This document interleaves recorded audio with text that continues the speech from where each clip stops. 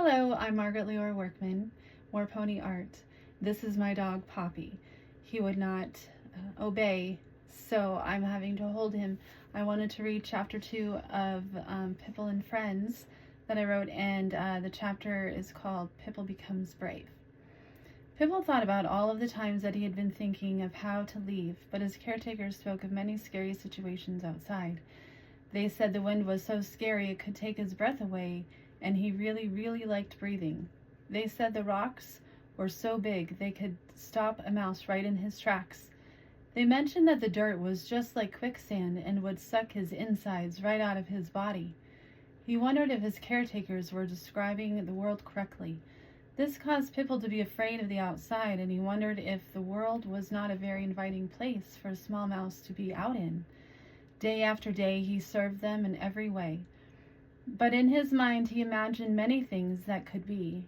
He had wanted to meet the mice next door, but did not know how to do that, and he hadn't been confident that they would want to meet him as well. Now that luck was on his side in meeting all of these new friends, he started to feel more confident in himself.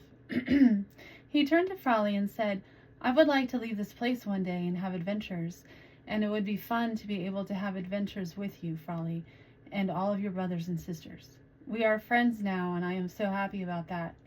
I have been wanting to meet you all and to play with you in the mornings. I think that we could decide to leave these caves and live outside." "Oh yes, Pitbull, I think that we all agree with you," Frolly said emphatically. Frolly said, "Pitbull, I think we have to go back to our cave because we will get into trouble if we are talking to you. What kind of plan do you think that we should make?"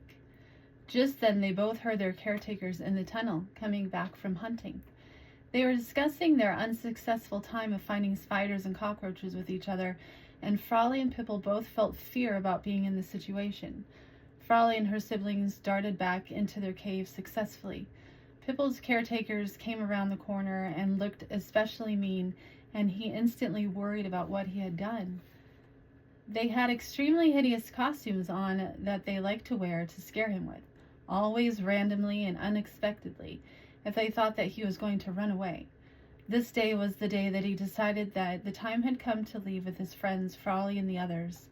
Suddenly that cave seemed very small and dreary, just like Frolly had talked about. He longed to be out of that cold darkness. He waited until they were very busy taking those scary costumes off, and he walked out of the entrance because his caretakers had left it open. This brought him to the corridor, which was a long, dark, moist, muddy tunnel that he knew that he had to run through to escape to the open air. He wasn't used to being out of his home, and he began to be fearful about all the unseen creatures he could run into in the dark. His vision began to focus, and he could see many shadows throughout the corridor. He then saw the open entrance to Frolly's cave where they lived. He became worried because it was completely quiet. He wondered where they were. He always heard them running in the tunnel shafts in the mornings after their caretakers had come back from hunting. He then heard voices above. He looked up to the top of the shaft and saw a box made out of metal that was open on the end, and it was lodged in a very big rock. That box seemed to be funneling sound waves to his ears from somewhere within the tunnel shafts. He could hear Frolly and her siblings. He wondered if their caretakers had moved them to a different cave. He suddenly became very worried that he would never see them again. He saw that there was only one tunnel, so the metal box would have to be funneling their voices from the corridor that was right above him. The situation became very clear that he had to start running down that corridor to find them. He had wanted to make more of a structured plan, but maybe that was not possible now. He dashed ahead, and then he saw a mole a little way up ahead as he was running. The mole seemed not to notice him for some reason, and Pitbull, unable to slow down, crashed right into him. The mouse screamed in fright with his mouth gaping open, and his small beady eyes suddenly opened and exclaimed, "Oh, where do you think you are going? Aren't you the son of the Samsons?"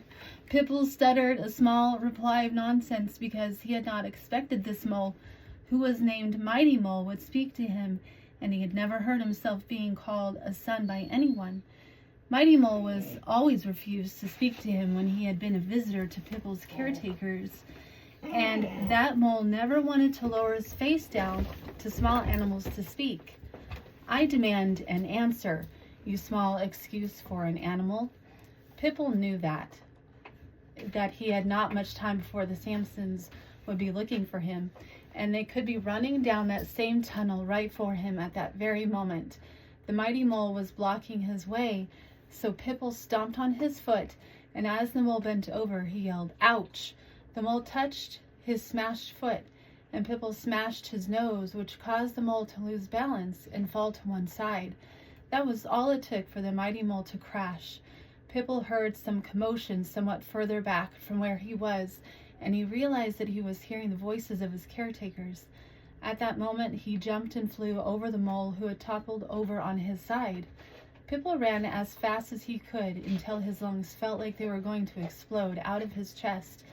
He knew that he had to have courage, even though he wanted to allow his fear to stop him and cause him to go back home. He realized the blackness of the tunnel was turning gray, and he saw what seemed like a bright hole with daylight coming closer to him. He heard his caretakers imploring him to come back while yelling at each other in angry voices. He saw a separate pathway that led into another tunnel that turned right, and another one that turned to the left as well. He started wondering if he was going to make it out of the tunnel before the Samsons caught up with him. He decided to turn right and enter that other tunnel and hide there for a little while. As he turned into the tunnel, his horrible caretakers, who had held him in servitude his whole life, saw where he had gone and followed him in. They grabbed him and caught his arm. He felt very weak because he hadn't been able to run and play like the other mice, and he wasn't used to all the running he had already done. As his caretakers were yelling at him and mocking him, he began to cry and didn't know what to do. He was hopeless and felt terrified. Right then he heard a voice. "Who is there? Who are you? This is my home, and you have come in and bothered my sleep." This booming voice belonged to a mud skipper. Pipple had only heard tales of them and thought that they were just folk tales passed down through generations of mice families. The mud skipper was black and sleek and gooey from head to the end of his tail. He wiggled and contorted on the ground towards all of them with fiery anger that Pipple had never seen before. Pipple had only seen the kind of anger that his caretakers had had towards him, but this anger was different. "Take your hands off of this young mouse, and who are you to treat him as you so desire? This will not do at all."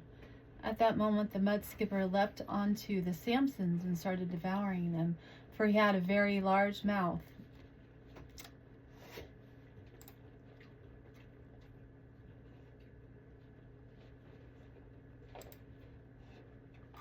And was able to fit much of their bodies into it. They were screaming in agony and fear as Pipple witnessed the mud skipper having a nice meal. I'm going to have to redo this.